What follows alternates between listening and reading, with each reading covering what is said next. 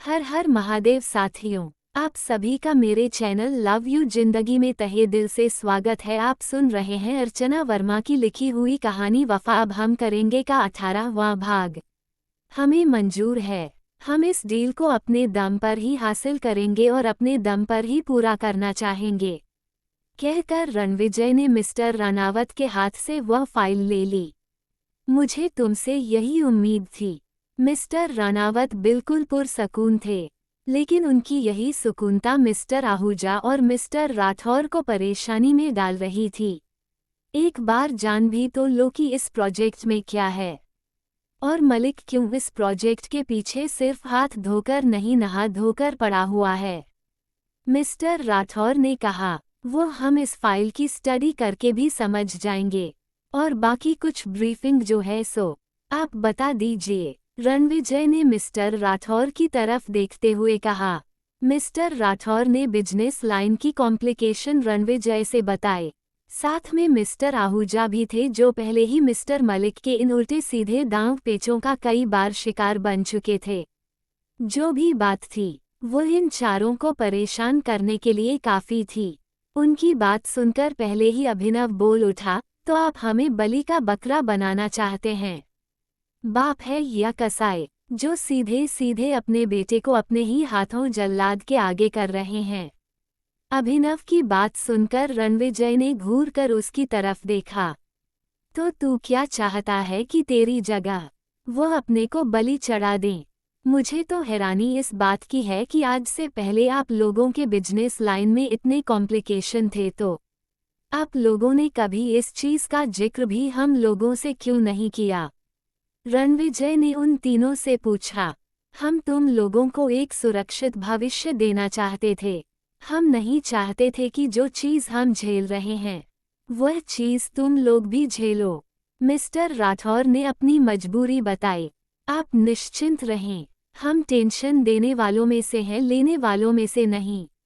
हम इस पूरे मामले को ऐसा शॉर्ट आउट करेंगे कि इसके बाद मलिक हमारी तरफ देखने की भी हिम्मत नहीं करेगा। रणविजय ने साफ साफ कहा।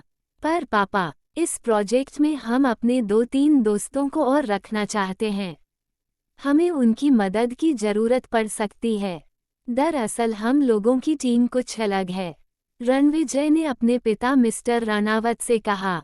एस यू विश, तुम इस प्रोजेक्ट के हेड हो, जैसे चाहो जो चाहो डिसीजन ले सकते हो। ये सब कुछ तुम पर निर्भर करता है, और जब हमारी सपोर्ट की जरूरत होगी तो बेहिचक कहना, मिस्टर रानावत ने कहा। उसके बाद ये तीनों उठ गए और जाते जाते रणविजय बोले, जो फाइल को लेकर आगे की रणनीति में की सोच में डूबा हुआ था, तुम चारों आज रात का खाना यहीं खाना हम लोगों के साथ, क्योंकि कल सुबह ही तुम चारों हैदराबाद के लिए निकल जाओगे इस प्रोजेक्ट की मीटिंग के सिलसिले में।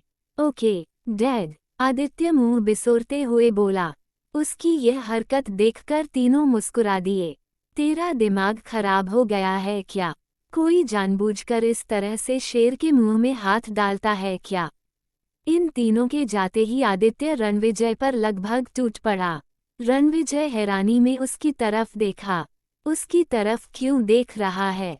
हम दोनों का भी यही विचार है।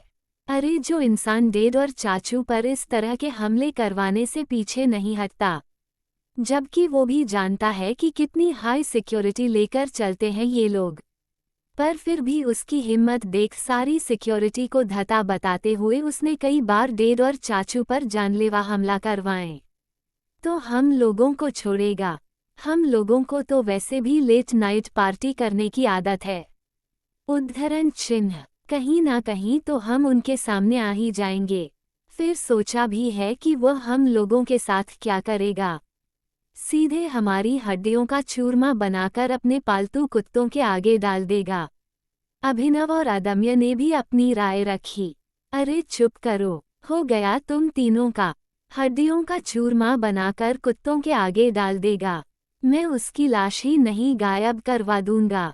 मेरी बात ध्यान से सुनो, मैं उन लोगों को बिना ऐसा कुछ मौका दिए ही यह सारा काम कर लूंगा, जिससे सांप भी मर जाए और लाठी भी नहीं टूटेगी।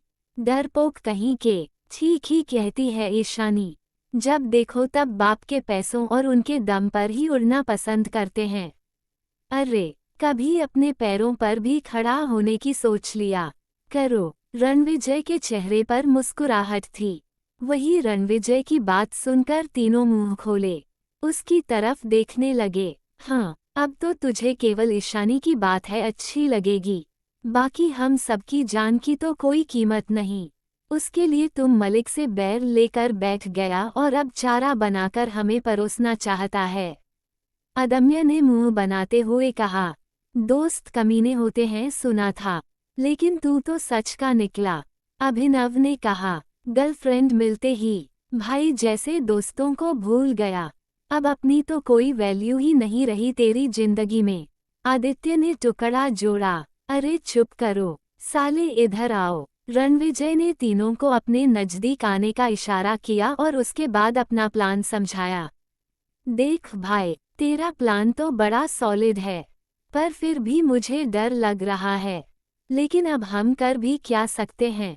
यहाँ से भागने का कोई रास्ता भी तो नहीं है हमारे पास, अभिनव ने कहा, जो कि रणविजय की बात सुनकर पूरी तरह से तो नहीं, लेकिन काफी हद तक निश्चिंत हो गया था। खुद तो डूबेगे ही, तुम्हें भी ले डूबेगे सनम। चलो कोई बात नहीं, साथ जिएंगे साथ मरेंगे, यही है फसाना। अब जब ओखली में सर डाल ही दिया है, तो 2-4 चोट अधिक लगे या कम, क्या फर्क पड़ता है? आदित्य सर पकड़ते हुए बोला। तो बस समझ जा, जब कोई रास्ता ना हो तो मुसीबत के सामने डटकर खड़े हो जाना ही अंतिम ऑप्शन होता है। या तो खुद टूटकर बिखर जा या फिर प्रॉब्लम की जड़ को ही तोड़ दे, क्योंकि दूसरा मौका जिंदगी हर किसी को नहीं देती। रणविजय ने गहरे शब्दों में अपने दोस्तों से कहा। अभी खाना खाते हैं, उसके बाद निकलने की भी तैयारी करनी होगी। आदित्य ने कहा। हाँ हाँ, ठूस ले भुक्खड़, तू तो बस खाने के लिए ही पैदा हुआ है। यहाँ अपनी जान के लाले पड़े हुए हैं और तुझे खाने की सूझ रही है। अदम्य ने कहा। और उन दोनों को भी तू बता देना, कल साथ में चलना होगा। अभिनव ने कहा। उसकी बात सुनकर रणविजय ने मुस्कुराते हुए हाँ में सिर हिला दिया। उसने इस काम के लिए ईशानी और नीतीश सक्सेना को भी अपने साथ लेने का डिसीजन लिया था। ये दोनों इन लोगों के क्लास में ही पढ़ते थे और दोनों ही स्कॉलर थे। अब इंतजार थी कल के ट्रिप की, जो कि इनकी जिंदगी को ही बदल कर रखने वाला था।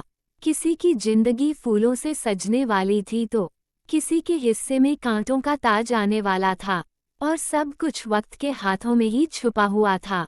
क्या होने वाला था आने वाले वक्त में, जानने के लिए बने रहे अगले भाग तक। तब तक के लिए वीडियो को लाइक और चैनल को सब्सक्राइब करना मत भूलिएगा। कहानी कैसी लग रही है कमेंट में बताएं। आप सभी के सुझाव का स्वागत है। कहानी अगर पसंद आती हो तो दोस्तों के साथ फेसबुक व्हाट्सएप पर शेयर करना मत भूलिएगा। मिलते हैं अगले भाग के साथ। हर हर महादेव।